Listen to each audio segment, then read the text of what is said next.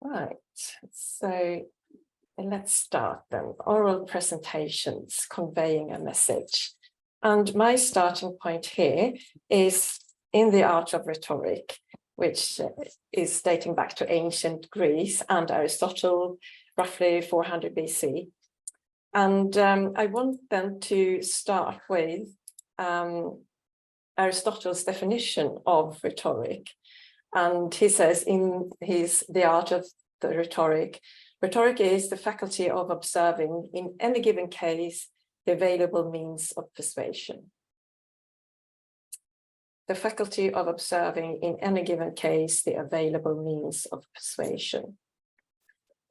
And that is where I want to start. So first I want to start to talk about the means of persuasion that we have, and also then moving on to the rhetorical working process and see how that can help us when we want to design our oral presentation. And also, lastly, say something about visual aids, and perhaps, or not perhaps, but with focus on the slideshow. But first, the means of persuasion, what are those? What means of persuasion have we inherited from Aristotle? So the first one is called ethos.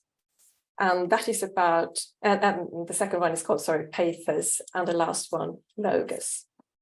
And ethos is about the speaker's character and the speaker's credibility. So ethos lies in the speaker's character, or the perception of the speaker's character from the audience or the listeners, and it is about the speaker's credibility. So we want a strong ethos, right? So we need to create a strong credibility. So in our context, in the academic context, how do we do that? For example, we support our arguments with research. That is a very important thing for us here to come across as credible speakers, researchers. But also, when it comes to the oral presentation, we must know our content, be familiar with our content, to come across as credible and to come across as knowing what we're talking about. So how do we do that? We need to be well prepared, and we need to be clear and structured. And I'm going to come back to those things and how we can do that.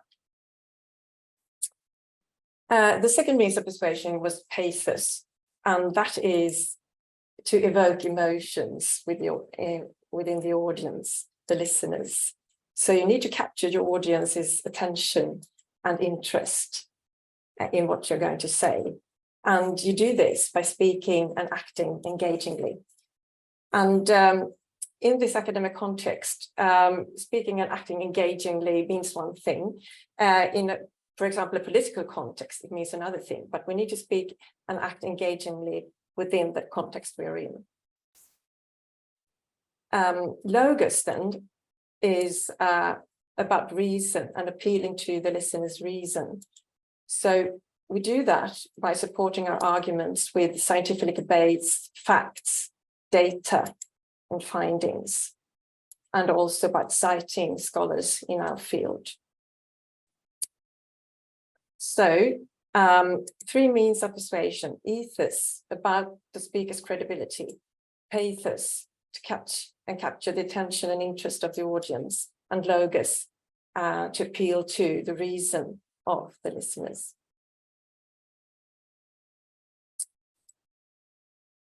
Right, so moving on then to the rhetorical working process. What is that? And the rhetorical working process has 6 steps. The first one is intellectio, the second one inventio, then there is dispositio, elocutio, memoria, and actio and pronunciatio. And these are Greek terms, but we can sort of understand just by looking at them perhaps what they mean. Intellectio, something to do with the intellect and understanding things; inventio, inventing something; dispositio, disposition, organizing or arranging something; elocutio, eloquence, but formulating yourself; memoria, memory; and of course, to act and pronounce. Right, so let's start then with intellectio. What is it that we're supposed to understand in the rhetorical working process? And it is the rhetorical situation. What's the situation where we are going to give our oral presentation? What is the context? What are the expectations? Who is the intended audience? What do they know about your field or topic, about the academic context, for example?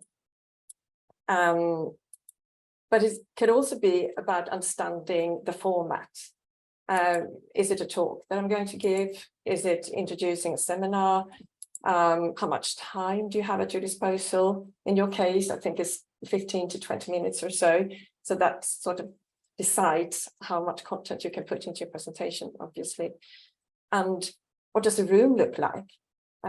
Is it a big room or a small room? What implications does that have? Do you need a headset? Do you need to have a big font if you're having a slideshow or something? Or is it on Zoom? What does that mean for your presentation? So you need to be prepared for and know your situation and the context you're in. So when you've done that, you then move on to inventio, and that is selecting content and arguments, or inventing your arguments, as it was in ancient Greece, where you're supposed to argue for a standing point and you invented your arguments. But in our context, in our case, it's more of selecting contents and arguments, maybe. So this is about presenting a research project or an article, maybe. So you need to think about them. What do I need to present? Should I say something about the background here, about my aim with my project, about a research gap that I found, about the focus of my study, for whom this might be interesting, the theories I've used to analyze my findings, the method I've used, the material, the findings, the discussion about the findings, and the conclusion. So all of this can go into your presentation, but is there enough room? So you need to think carefully about what you want to include in your presentation and what is expected from this particular situation, this particular context. Maybe you haven't reached a conclusion yet, so you can't say anything about that yet, and so on. But you need to think carefully. All those things, as I said, can be things that can go into your oral presentation. And also what you did during intellectio, when you sort of analyzed and understood the situation, also has effect on what you want to present here. Who's your audience? What do they know about your topic? What do I have to explain for them? What might be interesting for them? So when you decided on that, you need to organize and structure the content in a logical and effective way. So your oral presentation should have an introduction, a body, and a conclusion. Much the same as if you're writing something, your oral presentation also needs these three parts. The function of the introduction is to perhaps introduce yourself, to arouse interest, and to, to example, by posing a question or saying some interesting facts, and also to present the outline of the content. So, but perhaps not in that particular order. Perhaps you could arouse interest first by asking a question or naming an interesting fact. Did you know that? And you say a fact. My name is this and that, and I'm going to talk about this with you today. But these things perhaps should be a part of the introduction if you're not introduced by someone else, as I was today, of course. And then the outline of the content is also quite important, that you perhaps state that with clear signposts that you can also use later on and come back to in your actual presentation. That helps the listeners orientate themselves in your presentation. Then there is the body. In the body, you present the contents of your article or research project, the things you want to say, the actual content of your presentation. And you can follow, for example, the inbred structure that Greg talked to you about yesterday. But you can also think about, is that the structure I want in my oral presentation? Or do I want to do it in another way? Perhaps I want to start with a result and then talk about my methods and theories and so on. But those are decisions that you have to make and think about in structuring your content in a logical way. And then there is the conclusion. And in the conclusion, you should summarize and clarify your main points. You can perhaps link to the introduction. That is always neat. If you have this question in the introduction, you could come back to that question and maybe answer it. Or if you had some interesting facts, you could come back to that and discuss that a bit further and do something with that. But you can also think of giving your audience something to remember, because we want them to remember what we said in the presentation. And sometimes we talk about this, having a sticky ending, something that sticks with the audience so they remember the presentation and the content.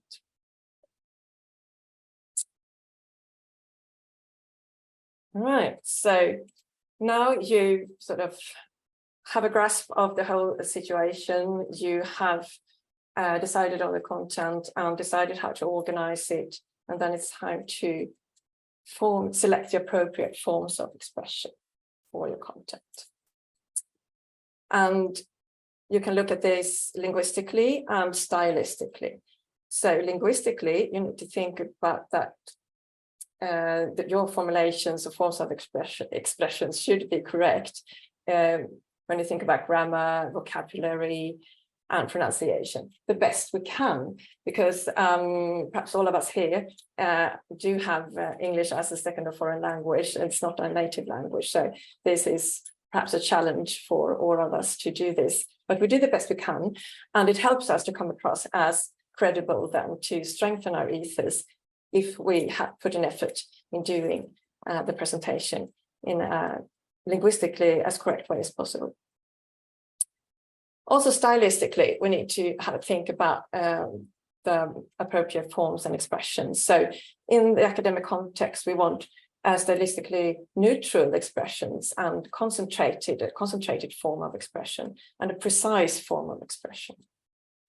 So neutral meaning that we perhaps shouldn't use too many adjectives to enhance what we want to say, but it's sort of a neutral language, and try to be as concentrated and focused and precise as possible, which is, of course, a challenge if English is not your native language. So selecting appropriate forms of expression. In an academic context, the language is formal, but when we speak, it is not as formal writing, obviously. I was at a presentation once where someone had really eloquently formulated very good sentences in writing, and there was with subclauses and was really well formulated in writing. But he was reading those sentences. It was really hard to listen to, actually. So the written language here and the spoken language in an oral presentation is not the same thing, even though it is both in an academic context. We need to think about that. This is spoken language. So it should be formal, of course, since we are in a formal context, but not in the same way and not as formal writing. Also, we have at our disposal rhetorical devices that is not perhaps recommended in writing in an academic context because they might not come across as very clear or effective in writing. Particularly not irony or sarcasm like that. That is not recommended at all, of course, in academic writing, and not perhaps in when you do an oral presentation either, because it's perhaps hard to come across as clear then. But there are some other devices you might use, and these are also used for strengthening your ethos and your pathos with the audience, and that was also the intention from the start. To help both the speaker and the listeners. So one such rhetorical device that you might use is the question, or perhaps the rhetorical question. And the rhetorical question is a question, of course, where the answer is implied, or we know what answer the speaker wants or has for this question. For example, what's the worst thing that can happen during an oral presentation? Meaning, if you're nervous, meaning nothing bad can happen. Or why should I care? Meaning, I don't care, I have no reason to care. So those are questions that you can use in an oral presentation for effect in an academic context. Then there is the rhetorical pause, not to be underestimated. So the pause is good, it should be planned, and it's used for letting the audience catch up with what you just said, letting something important sink in. So you can make a pause to let the audience think of what you just said, or to make an effect. So something comes across as serious or important, so on. Then there is the rule of three. If you want to give examples, or if you want to talk about different aspects, 3 is always a good number. And you can also organize, when you come up with 3 aspects, for example, you can also think about how you want to organize them, in what order you want to present them, from the least to most significant, maybe, from oldest to most recent, or any other order that is relevant for your topic and for the situation. An example here could be that you're going to talk about that it's bad to eat meat, for example. And you have 3 aspects here. It's bad for your body, it's bad for the animals, and it's bad for the climate, right? So that is one way of organizing it. You go from the little context maybe to the most wide context, the climate. But you perhaps one can organize it in different ways also. But if you want to talk about the body, that is our bodies and the effect each meeting has on us or our health, we might start with it's bad for the animals, it's bad for the climate, we know that, but let's not forget that it's also really bad for our health, and that is what I want to talk about. So how you organize this can cause an effect, and it's also decisions you want to make. And the last rhetorical device I want to mention here is pars pro toto, part for the whole, which means that if you're talking about a group of people, for example, it's good for the audience's interest and attention and their understanding of it if you can single out an individual and let that individual be a representative for the whole group. That makes it more concrete, and that is something to remember for the listener, and perhaps make the things say more understandable. So pars pro toto, part for the whole, is also a rhetorical device that might be useful in our context here. Right, then there is the next step, memoria, and that is about choosing support for our memory. And the thing here is that when we speak, we want to speak, and when we do an oral presentation, we want to speak. We don't want to be reading from a paper. That is much harder to listen to if you think of the listener's perspective here. So we need to memorize the content, at least, of what we want to say. Perhaps not word by word what we want to say, but the content of what we want to say. And that also strengthens our ethos, because we come across as knowing what we're talking about, and also perhaps pathos, because we can speak more engagingly if we speak as opposed to read. So this is about then choosing support for our memory, for your own memory as a speaker, but also maybe for the audience's memory, because we want the audience to remember what we talked about, right? So for your own memory, you can use your logical outline as a support for your memory. If you have a logical outline of your presentation, you can memorize one section maybe at a time, the content of one section at a time. And you also know that what section must follow each section, because it's a logical outline, a logical development of your content. You can also use cue cards. A few words on each card then is recommended, not too many, because we don't want to end up reading. So just a few words if you need some to jog your memory and you have a look at them about what you wanted to say here. So that could also be a security, so you're not so nervous really.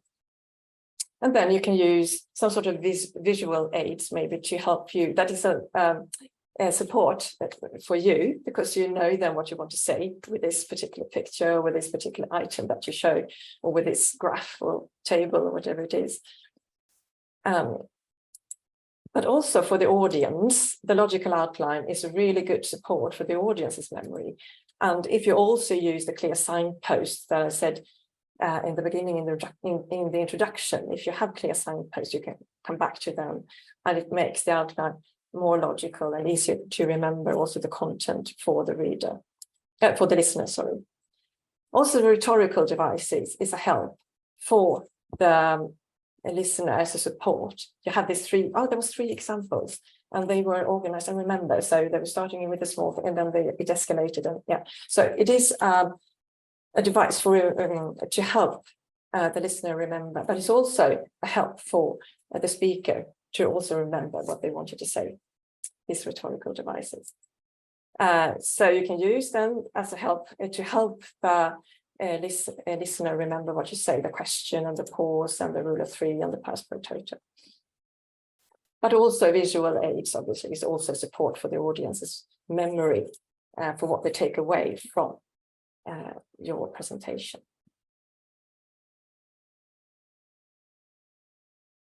Right, and then there is actio and pronunciatio, which is about the performing or acting and delivering the presentation.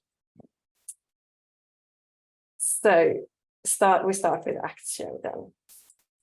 So your acting then, or the way you act when you deliver your presentations, should facilitating to convey the message you want to convey, right? It should support what you want to say and should make the audience's ability to understand what you say better. So you have your body language. When we're on Zoom, it's obviously a bit limited because you only see the face, right? So it's really harder, of course, on Zoom, but you can use your body language, your upper body language anyway, maybe. Then there is your posture, but if you're standing in a big hall with a crowd in front of you, it's your posture. You have standing there with confidence and owning the scene. And you have your gestures that should sort of highlight or stress what you want to say. And you have also facial expression, maybe more important in Zoom, right? That also underlines what you want to say. And not to forget the contact with the audience, which is extremely difficult on Zoom, right? But in a room, it's much easier. And then you can also see how does this land with the audience? Do they understand what I'm saying and so on? That is very hard in Zoom, obviously. So you want to come across them as confident, which strengthens your ethos, and also inviting. Confident and inviting, and your posture, your gestures, your facial expressions should all facilitate or signal that confidence and that you're inviting the audience to your presentation and to listen to you.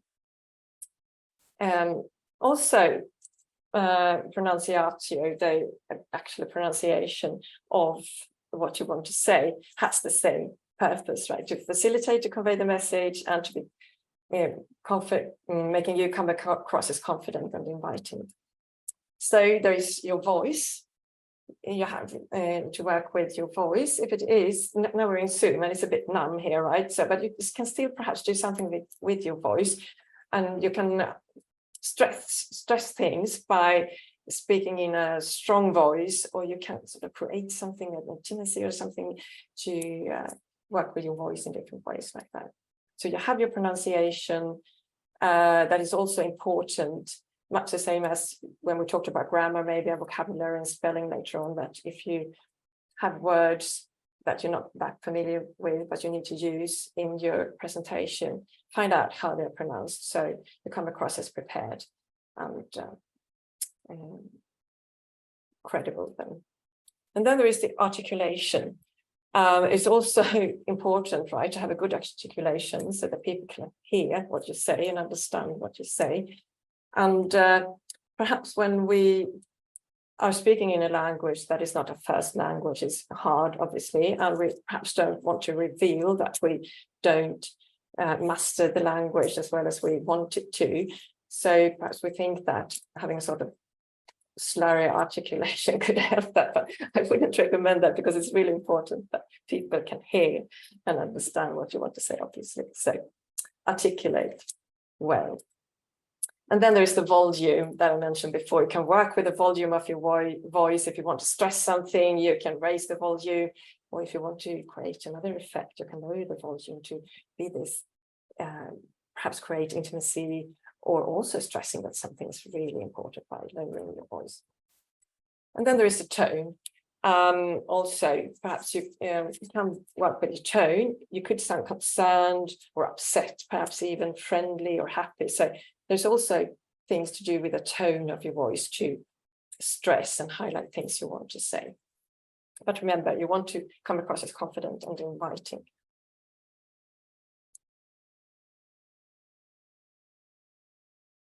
So, nervous. Is that an issue? Are we nervous when we are doing oral presentations? I would say yes, of course, everyone is. But there are things to perhaps do to lower the nervousness. And I would say that it is good to be nervous because it means that we have some adrenaline and we are on our toes maybe to do this, but we don't want to be too nervous, obviously. We don't want to get blackouts and things like that. But to be well prepared helps to keep your nerves in check, right? Know what you're talking about, know your content, know that you can do this well. Also, perhaps time the length of your presentation so you know that you do what is expected of you, that is not too long and not far too short. Also, one thing to lower the sense of nervousness is to breathe slowly, to perhaps to lower your inner tempo, to breathe slowly, and also to speak slowly, because most of us tend to speak fast when we're nervous, right? So to intentionally breathe slowly and speak slowly can make you feel less nervous. And it also makes it easier to listen to you and easier to understand what you're going to say if you're not stumbling on your words. Bite your tongue, it says here, perhaps seems odd, but when you get nervous, it's typical that your mouth gets a bit dry. And if you bite the side of your tongue, you stimulate the saliva production and your mouth is not so dry anymore. So that can help if you don't feel that you can have a sip of water too often. You can bite your tongue and your mouth is not that dry anymore. Also, perhaps we might be worried about that we will forget something or get sort of lost and don't really know what to say next. And there is a pause, an unintended pause. And my recommendation is to not worry too much about that, because I said that a planned and intended pauses can have a good effect. And I think that also unintended pauses, if not too long and not too many, of course, can also have that same effect to help the listeners to catch up with you and to let what you just said sink in and so on. So don't worry too much about if there are some unintended pauses that you need to sort of look in your notes or your mind about what to say next. Right. So in connection with this, I want to say something about visual aids then and how to work with them. There are, of course, a number of visual aids we can have, like graphs and tables and pictures and so on, and items maybe even that we want to show. But I'm going to focus on the slideshow because that is quite common that we have a slideshow now. And some things to think about for the slideshow then. So one thing to decide with the slideshow is if the slideshow is the presentation, in the sense that the slideshow is all the content I want to present, or if it is support for you or your audience when you present. So I'm going to, in this presentation here, talk about the slideshow as support for you and your audience. Because I think that if you have too much text on your presentation that you think that perhaps your audience can read afterwards, it doesn't really support your presentation or your audience either, really, during the presentation. And also, who are you in this context if the presentation all speaks for itself? So I think that you are the presentation, or what you say are the is the presentation, and the slideshow should be support for that, for you, for your memory maybe, and also for your audience to understand better what the message you want to convey.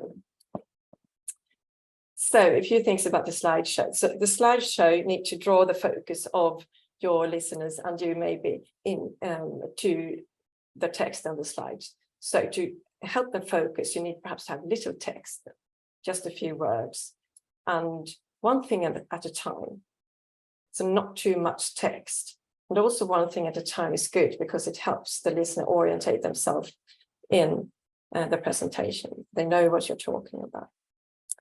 You can also work with color like this, or turning down text. And that could also be a good thing if someone drifts off in their mind and they're getting back and they have a list of things and they might not know exactly where you are, but this helps them to quickly focus again and see exactly where you are in the presentation. Also, you can use images, of course, but you should choose images with care, right? And they should add something to the presentation. They shouldn't be too crowded with things. It should be possible to make out what it really is, not too many details. And I also recommend that you use stock images then. If you have a presentation program like PowerPoint, for example, there are stock images and you can use them. You're allowed to use them with thinking about the copyrights issues and so on. So that is one recommendation. And also think then that if you want to use images of some sort, it's not for decoration, it's to add something to what you want to say, an aspect or an angle that you, or something that you want to make the listeners think about.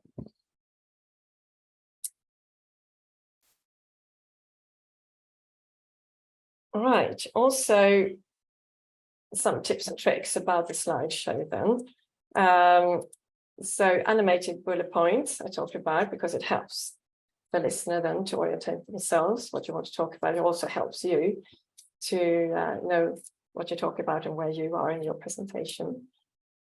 You can, if you want to, turn off the screen if you press the key B like this. If you, for some reason, want the focus on you, or if you want to discuss something or say something and you don't want the listener's attention to the screen or the PowerPoint, you can press the key B for black and then press it again if you want to go back to the slideshow. You can also think about if you want to have a dark or light background. I worked with a dark background here. A light background looks like this. And the reason I choose a dark background is because it is less straining on the eye, and also maybe because the images you use, they sort of look nicer, or in the contrast with the dark background rather than the light background. But that's something of you have to choose from your taste what you want to do there, but there's that choice. Also, you can do, as I did, insert the slide number. With PowerPoint presentations, you go to insert page header footing and just tick the box of page number. And that is good because then you can go to a selected page quite easily. You just put the page, write the page number, 23, for example, and press enter. Then we come to page 23. And then you want to go back to page 38. And this can be good if you realize you ran out of time and you have many slides left to go, but you don't want to leave your audience with a sense of having missed out on a lot of important things. You can go to the slide you selected. If I run out of time, I go to this slide, and this is the end of my presentation. And no one will ever know that they missed things that you had planned to say. Yeah, so you type the slide number and then press enter in PowerPoint. Perhaps you use other tools, but I guess they have similar functions there. Right, so to sum this up, your oral presentation should be audience-oriented. It should be clear, structured, and readily accessible for your listeners. And your tools to do this are the 3 means of persuasion, ethos, creating your own credibility, pathos, capturing your audience's interest, and logos, appealing to your audience's reason. Also, you have the rhetorical working process to work with here as a tool. You have intellectio, understanding the rhetorical situation, inventio, selecting your content and arguments. You have dispositio, organizing in a structured, logical way. Elocutio, choosing forms of expression that are appropriate. And you have also memoria, where you learn your content to come across as credible and knowing. And then you have actio and pronunciatio, to act with confidence and clarity in your presentation to get your message across as best possible. You also have the visual aids that work at best as support for you and your audience. And also during the presentation for you and your audience, but also after the presentation as a support for the audience's memory. So I want to end my presentation here with returning to the definition, Aristotle's definition of rhetoric that I started with. So rhetoric is the faculty of observing in any given case the available means of persuasion. And my aim has been to make some of these means available to you.